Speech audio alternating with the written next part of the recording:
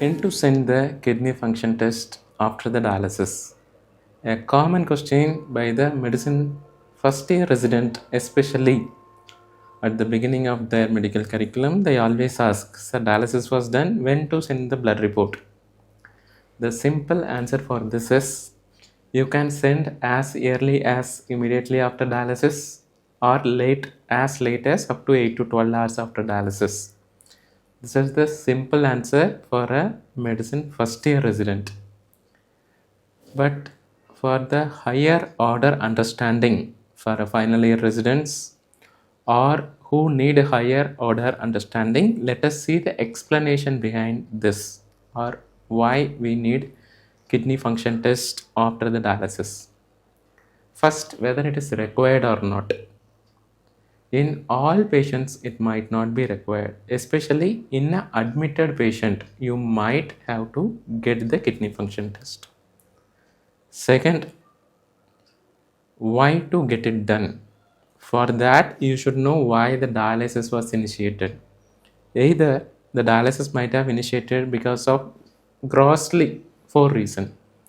Either there might be uremia, that is high urea creatinine in the blood, and patient might be having uremic symptoms, or volume overload, or any electrolyte imbalance, especially potassium, or any electrolyte for that matter. And the last one may be acidosis. So these are all the 4 mota grossly indications for starting the dialysis. So in the post dialysis time, out of these 4, what you want to know? Because a beginner might be knowing KFT, Sara aa jata hai, urea, creat, electrolytes, and even sometimes they used to send ABG. Take it, that is for a beginner. For the higher order thinking, yes, you should know why the dialysis was started and what is the parameter you want to assess after the dialysis. This you should know. So now what are all the problems we are going to encounter at this point of time is, first, the rate of urea generation after the dialysis, that is accumulation in the intravascular space, varies between patient to patient. It depends on many other parameters including the muscle mass, diet, whether it is acute kidney injury with the urine output or without urine output, or it is chronic kidney disease. So the problem is this one, the rate of urea generation per se, I am meaning the reaccumulation in the intravascular space, to note. Okay, so reaccumulation in the intravascular space, so that it will be mimicked in the blood report. That time might be varying between patient to patient. These are the 2 problems. And the third one is, what is the site from where the blood is being taken? Because the blood can be taken from the dialysis circuit itself at the end of the dialysis. There are particular dialysis sampling port are there in the tubing. As you see in the image, the port or their sampling port, from there that sample can be sent, or from the periphery of the patient body, from the hand or the lower limb it can be sent, or from the central line it can be sent. So these are all the some variables which can affect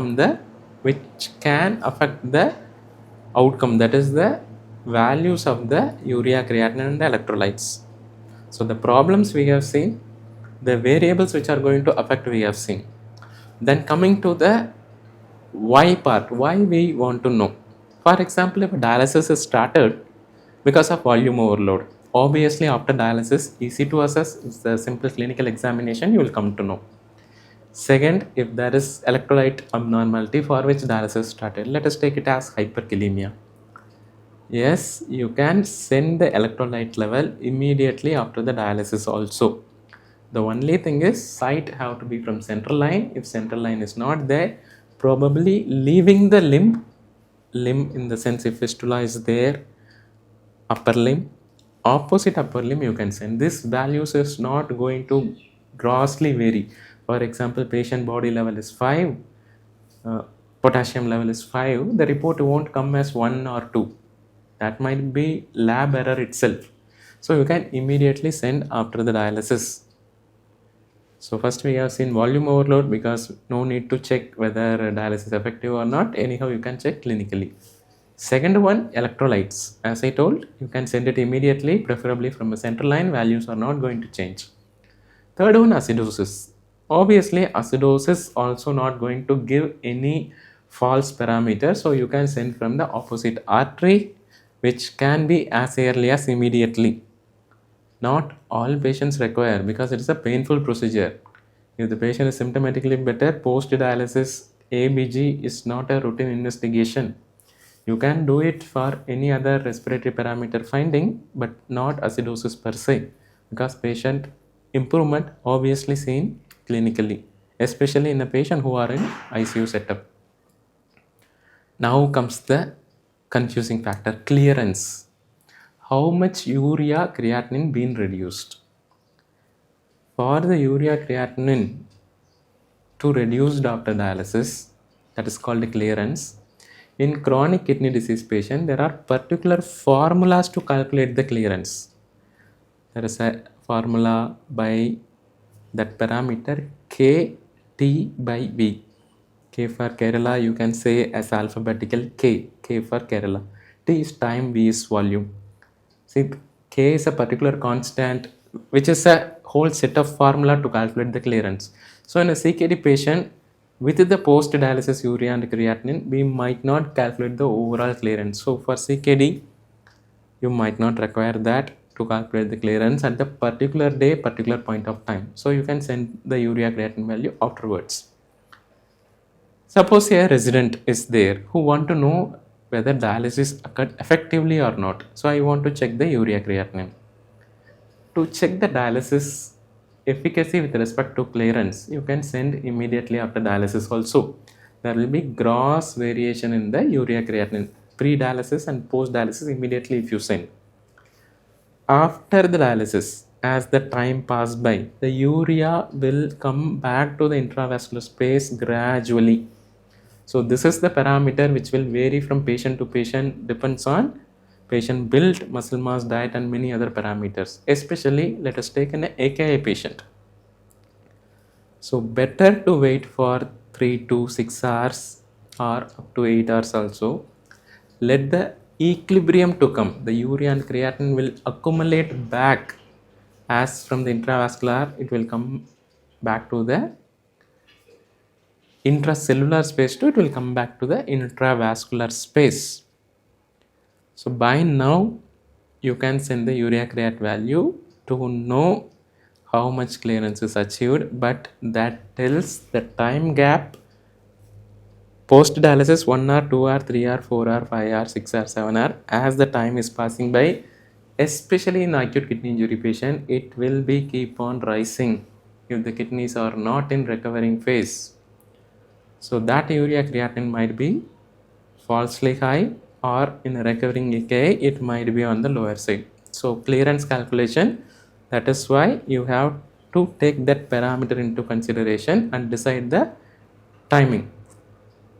Another question comes, as a nephrologist, practicing nephrologist, do we routinely do kidney function test after dialysis?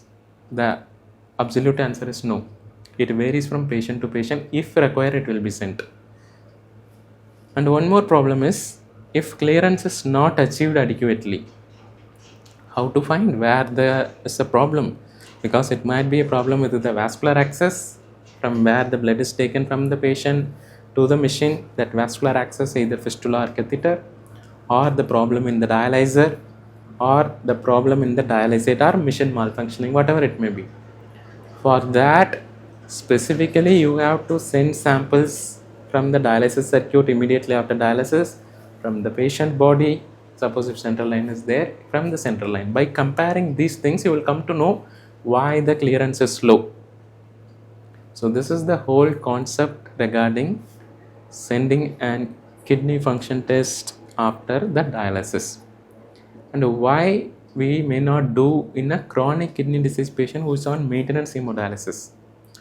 Because as I told, clearance through some other parameter we will check. Apart from that, patient quality of life, other biochemical parameters like calcium, phosphorus control.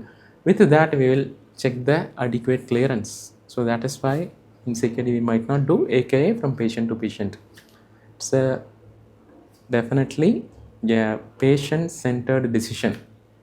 So that is why you might not find any guideline. Whatever your senior is saying, you might be following it. Of course, you can follow your senior, but you should know the concept behind it. So this is the higher order understanding for this particular concept. So in one line or two line for the question, if I have to answer for the PG1 or even for the whoever is seeing the video till now, post dialysis sample after dialysis have to be sent at what time? The answer is as early as immediately after dialysis, as late as 8 to 12 hours after dialysis. Depends on what you want to find out, whether clearance, electrolyte, acidosis, volume overload तो clinically पता चल जाता है. Clearance varies from AK and CKD. I hope the final year resident got the concept. And the first year, if you are sending at 6 hours, no worries can be. 4 hours, no worries can be. Some institute sends at 2 hours, yes can be. It have to be taken at a broader understanding, and there is no absolute time for a particular patient. So that is why you are not finding any guidelines saying a particular value. So I hope you understood the concept. If you understood, at least write in the comments so that I know that you people understood. Otherwise, I will make another video to make the concepts more clear. Bye-bye.